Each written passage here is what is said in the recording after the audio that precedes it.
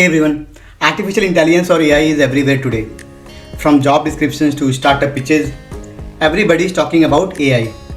But here is the question, is AI truly the next revolution or the next big crash? Today we'll understand why global investors are worried now and how AI hype is creating a risky bubble and what it means for the India's IT industry and your job.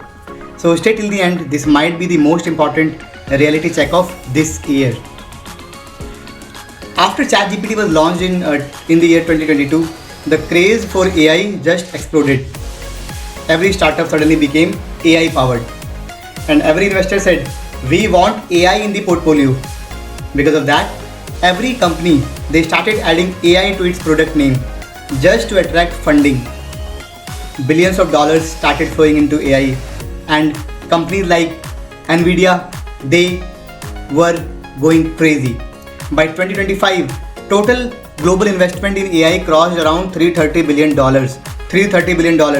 And in the first quarter of 2025 alone, 7 out of every 10 venture capitalists went into AI startups. And even Indian startups, they joined the wave, raising $500 million in just 7 months, the highest in 5 years. But here comes the red flag.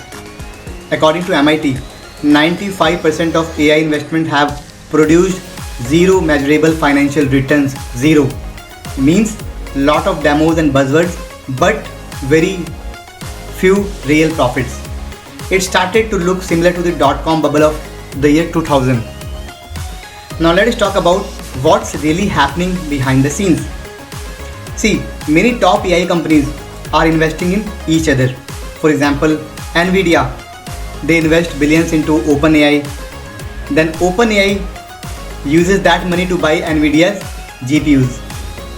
Then Oracle, they build AI data centers using Nvidia chips, and OpenAI signs hosting deals with Oracle. So basically, the same money keeps spinning inside the same circle. Valuations go up, stock prices go up, but actual profits don't. Economists call this mutual leverage feedback. One company's fake growth supports another, and together they inflate the whole market. But when even one company misses its target, the entire tower of hype can collapse like a pack of cards. So what happens if this bubble actually bursts? First, see, the US tech sector will be hit very hard. Second, India's IT giants like TCS, Infosys and Wipro, they will feel the impact immediately since their biggest clients are in US and Europe. And if those clients pause their budgets, Indian projects and fresher hiring will go slow down. Third, Indian AI startups could face a funding freeze also. Investors like Tiger Global, SoftBank, they are already cutting their exposure. Fourth, job. Even if AI valuation fall, automation will not stop. Companies have realized that they can save huge cost using AI tools. So because of that, entry-level roles like customer support, data entry, basic coding will always remain under pressure. So instead of hiring 500 new employees, companies are now buying 5,000 GPUs. And it's a clear shift from people to processors. But is it all bad news? No. India is about 4 to 5 years behind the West in full-scale AI adoption. And see, that is actually a blessing. So basically it gives us a watch and learn window.